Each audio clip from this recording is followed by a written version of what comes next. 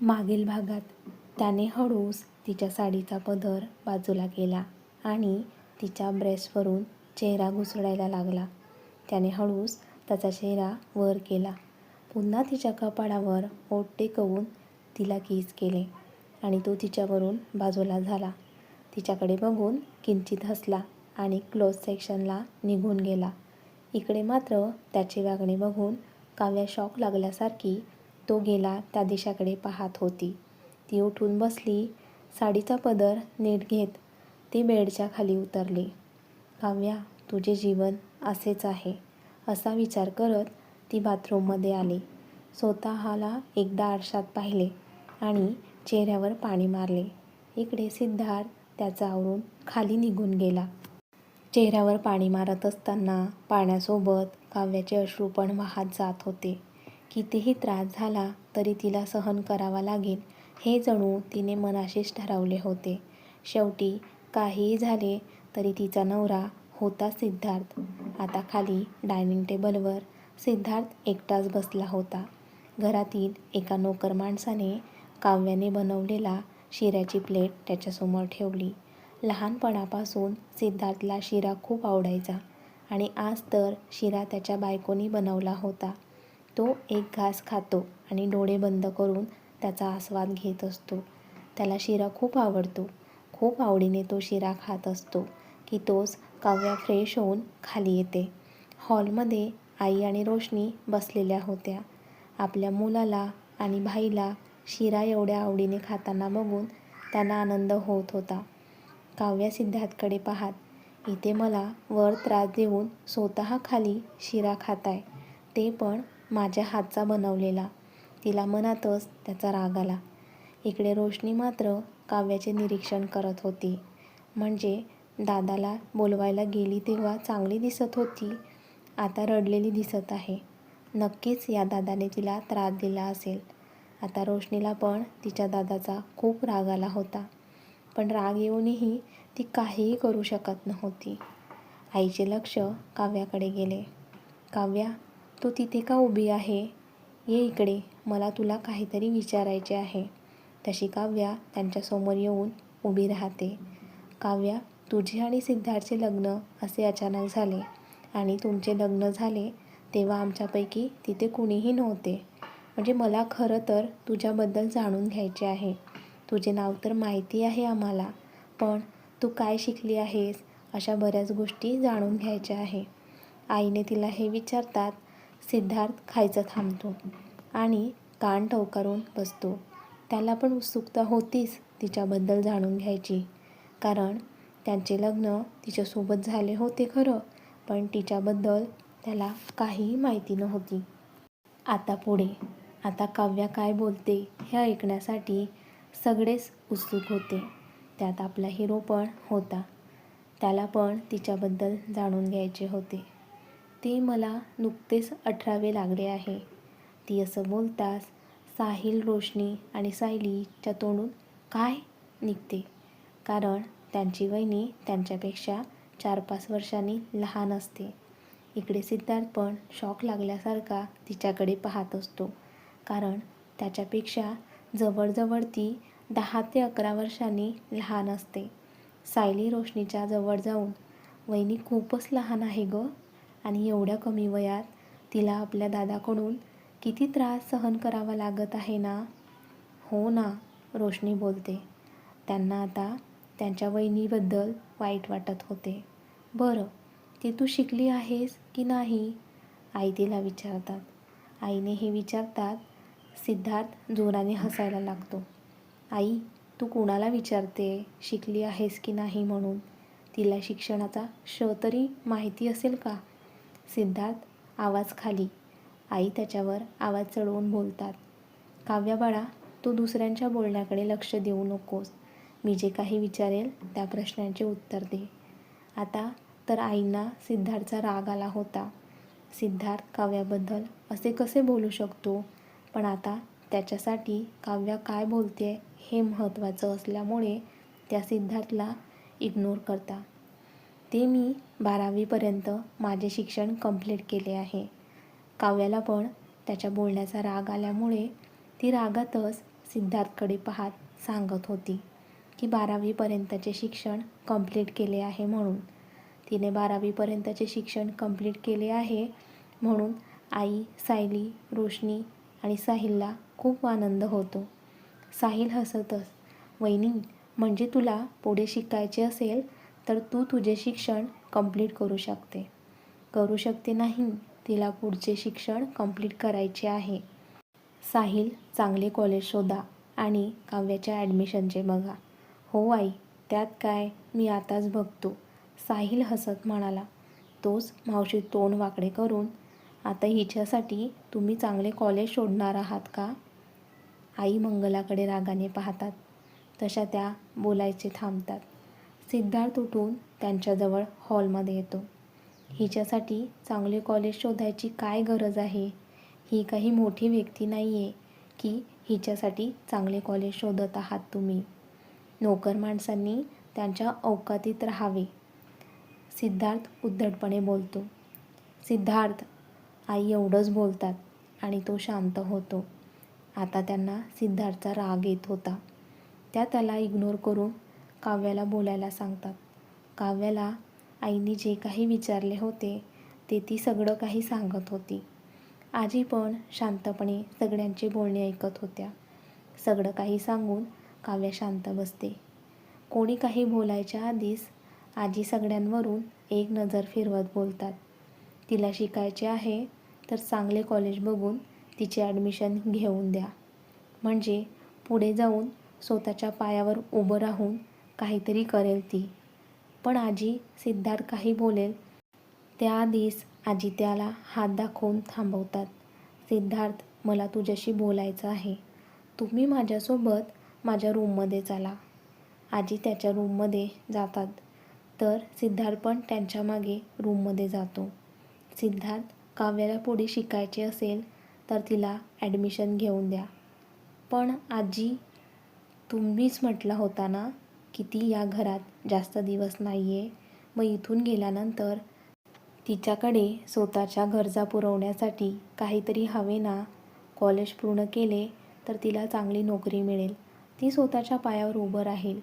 आजी बोलत होत्या आणि तो ऐकत होता. ऐकत कसला विचार करत होता. त्याला वाईट या गोष्टीचे वाटत होते की खरंच ती या घरात काही दिवसांसाठीच आहे का? राहून राहून हे प्रश्न त्याच्या डोक्यात फिरत होते. तो मनातच विचार करत, माझी बायको आहे ती, माझ्यापासून वेगळी कशी होईल ती? आणि मी असताना तिला स्वतःच्या पायावर उभं राहायची काय गरज आहे? लग्न झाले आहे आमचे, बायको आहे ती माझी, माझी बायको असण्याचा तिला पूर्ण अधिकार आहे. आता सिद्धार्थ मनातच खूप काही विचार करत होता. काय झाले सिद्धार्थ, कसला एवढा विचार करताय? सिद्धार्थ भानावर येतो. हे काय, मी तिच्याबद्दल असा कसा विचार करू शकतो? त्याची त्यालाच आश्चर्य वाटत होते. तो एक दीर्घ श्वास घेत, आजी ठीक आहे, तिला पुढे शिकायचे आहे, त्याला माझी काहीही हरकत नाही आहे. मग आताच बाहेर जा आणि सांगा. हो, एवढं बोलून तो बाहेर निघून जातो. आजी मात्र मनातच काहीतरी विचार करून हसतात. सिद्धार्थ बाहेर येतो, कपाळावर अंगठा फिरवत. ते तुम्ही बघा हिच्यासाठी कॉलेज. तिच्या पुढील शिक्षणाला माझी संमती आहे आणि कोणत्या कॉलेजला ॲडमिशन घ्यायची आहे ते सांगा, मी सागरला सांगतो. तो सगळं काही पाहील. त्याचे टेन्शन तू घेऊ नकोस सिद्धार्थ, त्यासाठी मी आहे, रोहित बोलतो. यावर सिद्धार्थ काही न बोलता ऑफिसला निघून गेला. तो गेला तसे सगळ्यांनी एकमेकांकडे पाहून स्माईल केली. चला तर मग वहिनीसाठी छान कॉलेज शोधूया. हो हो, शोध आणि मला सांग, मी सगळ्या फॉर्मॅलिटीज कंप्लीट करेल, रोहित हसत म्हणाला. रोहितला असे हक्काने बोलताना बघून काव्या गोंधळून त्याच्याकडे पाहत होती. तो तिच्याजवळ येऊन तिच्या डोक्यावर हात फिरवत, बाळा घाबरू नकोस, मी तुझ्या भावासारखा आहे. मला आवडेल तुला माझी बहीण म्हणायला, पण तुला आवडेल का मला दादा म्हणायला? त्याचे बोलणे ऐकून काव्याचे डोळे पाणावतात. कारण आजपर्यंत तिने एकटीनेच जीवन काढले होते. पण लग्न झाल्यापासून तिला नवरा, आई, आजी, नणद, दीर आणि आता भाऊ हे सगळे नाते मिळाले होते. खूप आनंदी होती काव्या. हो, मला आवडेल तुम्हाला दादा म्हणायला. तिला हॅपी बघून घरातील सगळ्यांना आनंद होतो. फक्त मावशीच तोंड वाकडे करून त्यांच्या रूममध्ये निघून जातात. बरं चला, आम्ही पण निघतो. साहिल आणि रोहित सोबतच बोलतात. हो हो, सावकाश जा. एक एक करून सगळे आपल्या कामाला लागले. काव्याला काहीही काम नव्हते म्हणून त्यांच्या रूममध्ये ती जाते. रूममध्ये काय करू त्यापेक्षा बाल्कनीमध्ये जाते आणि बाल्कनीमध्ये जाऊन झाडांकडे प्रेमाने पाहत होती. तिथे खूप वेगवेगळ्या प्रकारची फुलझाडे होती. काव्या त्या झाडांना पाणी टाकत असते. इकडे सिद्धार्थ जेवढ्या रागाने ऑफिसला गेला होता तेवढ्याच रागाने घरी येतो. खरं तर ऑफिसला गेला होता, पण त्याला राहून राहून आजींचे बोलणे आठवत होते की पुढे काव्या आणि तुम्ही वेगळे झालात तर, आणि हे वाक्य त्याला आठवून खूप अस्वस्थ वाटत होते. तो रागातच त्यांच्या रूममध्ये आला तर त्याला काव्या दिसली नाही. ही कुठे गेली? तो तिला शोधायला लागला. त्याला बाल्कनीचा दरवाजा ओपन दिसला. तो तिथे आला तर काव्या झाडांना पाणी देण्यात मग्न होती. काही वेळासाठी तो तिला पाहण्यात हरवला. तिचे पाणी घालून झाले आणि ती हवेवर नाचणाऱ्या फुलांकडे पाहू लागली की तोच तिच्या पोटावर थंडगार हाताचा विळखा पडला आणि तिचा श्वासच अडकला. तो तिच्या मानेवर त्याचे ओठ फिरवत तिचा सुगंध अनुभवत होता. त्याच्या स्पर्शाने तिच्या अंगात शिरशिरी आली. त्याने मागूनच तिला घट्ट मिठीत घेतले. आज त्याच्या स्पर्शात कुठलीच जबरदस्ती नव्हती. काहीतरी वेगळाच त्याचा स्पर्श काव्याला जाणवत होता. त्याने तिला मिठीतून बाजूला केले आणि तिच्या शोल्डरला पकडून त्याच्याकडे वळवले. आता त्या दोघांची नजरानजर झाली आणि ते दोघं एकमेकांच्या डोळ्यात पाहण्यात हरवले. बराच वेळ ते दोघं तसेच उभं राहून एकमेकांच्या डोळ्यात पाहत होते. सिद्धार्थचा मोबाईल वाजला आणि त्या आवाजाने ते भानावर आले. तिला असे जवळ बघून आता पण सिद्धार्थला तिचा राग आला. त्याने रागातच तिला धक्का दिला. तशी ती सोफ्यावर पडली. तो पण तिच्याजवळ आला आणि सोफ्यावर तिच्या आजूबाजूला हात ठेवून तिला दोन्ही हातात कैद केले. ती तर त्याची नजर बघून घाबरायला लागली. आता काय झाले घाबरायला? खाली आई विचारत होत्या. तेव्हा माझ्याकडे रागाने पाहून बोलत होतीस, तेव्हा नाही भीती वाटली का माझी? तो खूप जोराने ओरडला. तुझी हिंमत खूप वाढलेली दिसते. या सिद्धार्थकडे नजर वर करून पाहायची तुझी हिंमतच कशी झाली? आणि तुझ्यासारख्या मुलींना तर मी चांगलेच ओळखून आहे. तुम्ही तुमच्या सुंदरतेच्या जाळ्यात आमच्यासारख्या मोठ्या घरच्या मुलांना अडकवतात आणि नंतर त्यांच्या पैशांवर मोज करतात. तू पण तशीच आहे ना? आता एकच घरात राहून मला आणि त्याला पण फिरवणार आहेस का? त्याला कुणाला? घाबरत तिच्या तोंडून शब्द बाहेर पडले. तो क्रूरपणे हसत. हिंमत बघायची, स्वतः सगळं काही करायचं आणि वरून मलाच विचारते. त्याला म्हणजे रोहितला पण तुझ्या सुंदरतेने ओढलेस ना तुझ्याकडे, आणि तो तर आहेच तसा. त्याला तुझ्यासारख्या मुलींची पटकन दया येते. मग कधीपासून ओळखतेस रोहितला? तो बाजूला होत बोलला. ती अजून पण काहीही बोलत नव्हती. तोच बोलत होता. आपले लग्न व्हायच्या आधी किती वेळा भेटलीस रोहितला? फक्त भेटलीस की त्याच्यासोबत रात्र पण रंगवली? हा अजून एक, याआधी कुणाकुणासोबत रात्र रंगवल्या आहेस तू? सिद्धार्थला तर भानच नव्हते की तो काय बोलत आहे म्हणून. खरं तर त्याला रोहितचा राग आला होता. तो रागाने ऑफिसला निघून गेला होता, पण CCTVमधून तो पाहत होता. तो गेल्यानंतर तिथे काय चालू आहे म्हणून. फक्त व्हिडिओ पाहत होता. ऑडिओ नसल्यामुळे त्याला कळत नव्हते ते काय बोलत आहे म्हणून. आता काव्याला सिद्धार्थचा खूप राग येतो. अहो, तुम्ही काय बोलताय याचे भान आहे का तुम्हाला? आज काव्या त्याला अहो बोलल्यामुळे तो गोंधळून तिच्याकडे पाहत होता. तिच्या तोंडून अहो ऐकून त्याला खूप भारी वाटले. पण आता तो रागाच्या भरात असल्यामुळे त्याने त्याच्या फिलिंग मनातच ठेवल्या. तुला ना माझी बायको म्हणायला पण मला लाज वाटत आहे. माझ्यासारख्या किती श्रीमंत लोकांसोबत तू रात्र रंगवल्या असतील, अशा मुलीशी मला कुठलेही नाते ठेवायचे नाही आहे. तो तिचे तोंड दाबत बोलतो आणि तिथून रागातच निघून जातो. इकडे मात्र सोफ्यावर बसलेली काव्या रडत असते. तिने काहीही केले नव्हते तरी त्याची शिक्षा तिला भोगावी लागत होती. याचे तिला खूप वाईट वाटत होते. इकडे सिद्धार्थ आत येतो. त्याला आता ऑफिसला जायची अजिबात इच्छा नव्हती. तो स्टडी रूममध्ये जाऊन चेअरवर बसतो. खूप रागात असतो. रागातच एक पंच टेबलवर मारतो. तो पंच एवढ्या जोराचा असतो की टेबलची काच फुटते. तो त्याच्या केसांमध्ये हात रोवत आणि डोळे बंद करतो.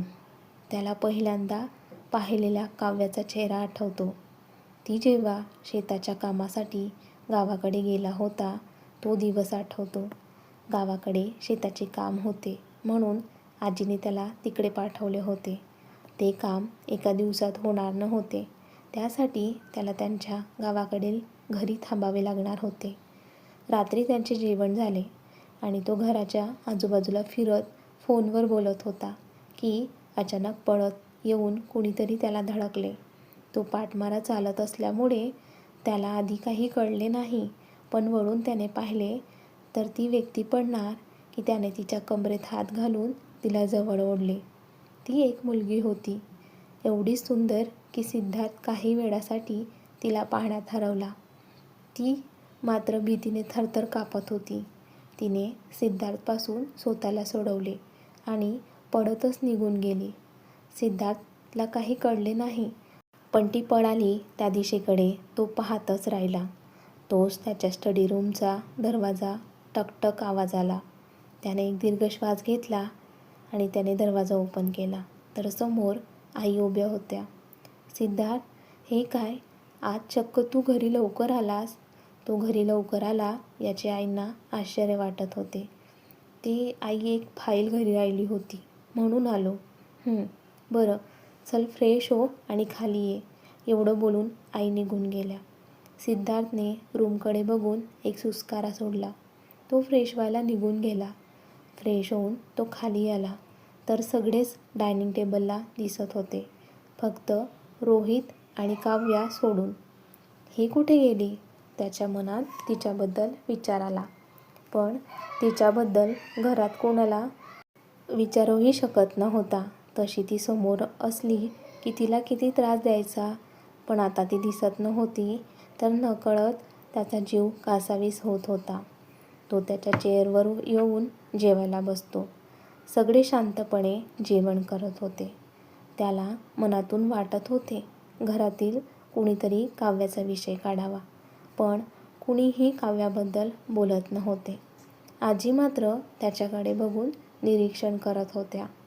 आजी मुद्दाम काव्याचा विषय काढतात. काय गं मानिनी, तुझी सून दिसत नाहीये, गेली कुठे? आता आजींना माहिती होते, पण त्या मुद्दाम मानिनीला विचारतात. मानिनी गोंधळून आईकडे पाहत बोलणारच होत्या की आई, तुम्हाला तर माहिती आहे काव्या कुठे गेली, पण आपल्या हुशार आजींनी डोळ्यानेच खून करून सिद्धार्थकडे बघ म्हणून सांगतात. मानिनीच्या बरोबर लक्षात येते, आई ती रोहितसोबत बाहेर गेली आहे. बराच वेळ झाला गेली आहे, अजून आली नाही. येतील गं, त्यात काय एवढे. आई आणि आजींचे बोलणे ऐकून सिद्धार्थला राग आला. ही त्या रोहितसोबत या वेळेला का बाहेर गेली आहे आणि अशी कशी गेली बाहेर? बाहेर जात होती तर माझी परमिशन नको होती का घ्यायला? त्याला आता जेवायची पण इच्छा नव्हती. आई, मला खूप महत्त्वाचा कॉल करायचा आहे. तू माझी प्लेट माझ्या रूममध्ये पाठवून दे थोड्या वेळाने. एवढं बोलून तो ताडताड पावले टाकत त्यांच्या रूममध्ये निघून गेला. सिद्धार्थ रूममध्ये येताच त्याचा राग कशावर काढू आणि कशावर नाही काढू असे झाले होते. पण त्याने दीर्घ श्वास घेत स्वतःला शांत केले आणि बाल्कनीमध्ये जाऊन सोफ्यावर बसला. रागातच होता तर सिगारेट पेटवली आणि कश घेत होता. मी असताना तिला रोहितसोबत जायची गरजच का पडली? अशी कशी विसरली? आपले लग्न झाले आहे. आता आपण मिसेस काव्या सिद्धार्थ जहांगीर आहोत. त्याने रागातच सिगारेट खाली फेकली आणि त्यावर पाय देऊन तिला कुस्करली. तोच गेटमधून एक गाडी आत आली. कोण आले हे पाहायला सिद्धार्थ थोडा पुढे आला आणि समोर काव्या असे हसताना बघून त्याच्या काळजाचा ठोकाच चुकला. आज पहिल्यांदा तो तिला असे हसताना पाहत होता. दिसायला सुंदर तर होतीच ती, पण आज हसताना अजूनच ती सुंदर दिसत होती. काही वेळासाठी सिद्धार्थ विसरून गेला की त्याला तिचा राग आला आहे म्हणून. तो तर भान हरपून तिच्याकडे पाहत होता. रोहित आणि काव्या बंगलोच्या आत गेले. आपला हिरो भानावर आला. मला न विचारता बाहेर गेलीस ना, त्याचे परिणाम तुला भोगावे लागतील. मिसेस काव्या, तू ये रूममध्ये, मग बघतो तुला. एवढं बोलून तो रूममध्ये आला. मोबाईल घेऊन बेडवर पडला. हे दोघं आत येतात. आई समोरच हॉलमध्ये बसलेली होती. आई त्या दोघांकडे पाहत, आलात तुम्ही? चला जेवण करून घ्या. सगळ्यांचे जेवण झाले आहे. तुम्ही दोघंच बाकी आहात. आई त्या दोघांना जेवायला वाढतात. ते दोघं बोलत बोलत जेवण करतात. आता त्या दोघांचे नाते भाऊ बहिणीचे होते तर तेवढा अवघडलेलापणा नव्हता. जेवण झाल्यानंतर रोहित त्याच्या रूममध्ये निघून गेला. आई आणि काव्या काही वेळ बोलत होत्या. जा बाळा, जाऊन आराम कर. खूप उशीर झाला आहे. ती होमध्ये मान हलवते आणि तिच्या रूममध्ये जायला निघते. तिच्या रूममध्ये जायची तिची इच्छा होत नव्हती, कारण सिद्धार्थने तिच्याबद्दल किती मोठा गैरसमज करून घेतला आहे आणि आज तर तिला खूप घालून पाडून मनाला येईल ते बोलला होता. ती रूमजवळ तर येते, पण आज जायची तिची हिंमत होत नाही. काही वेळ रूमच्या बाहेरच ती थांबते. काव्या, किती वेळ अशी बाहेर थांबणार आहेस? आज तर तुला जावेच लागेल. ती एक दीर्घ श्वास घेते आणि दरवाजा ओपन करून आत जाते. ती आत येताच सिद्धार्थची नजर तिच्याकडे जाते. तिने लाईट पिंक कलरची साडी नेसली होती.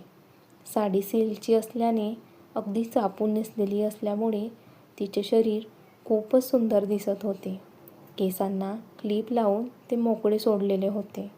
भांगेत सिंदूर आणि गळ्यात त्याच्या नावाचे मंगळसूत्र दिसत होते. हातात बांगड्या. त्या साडीतून दिसणारी तिची नाजूक गोरीपान कंबर बघून सिद्धार्थच्या अंगात वीजच चमकली. तिने मात्र त्याला इग्नोर करत हातातील बांगड्या काढत ते ड्रेसिंग टेबलसमोर उभी राहिली. इकडे सिद्धार्थला तिला बघून असे वाटत होते की आताच जाऊन तिला मिठीत कवटाळून घ्यावे. काय वाटते, तो तिला मिठीत कवटाळून घेईल का, की आलेला सगळा राग तिच्यावर काढेल? त्यासाठी पाहत रहा कथेचे पुढील भाग. आणि कथेचा हा भाग कसा वाटला कमेंट्स करून नक्की कळवा. व्हिडिओला लाईक करा, जास्तीत जास्त शेअर करा, त्याचबरोबर आठवणीने हाईप पण करा आणि तुमच्या सगळ्यांच्या आवडत्या लाईव्ह मराठी स्टोरीज चॅनलला सबस्क्राईब करायला विसरू नका.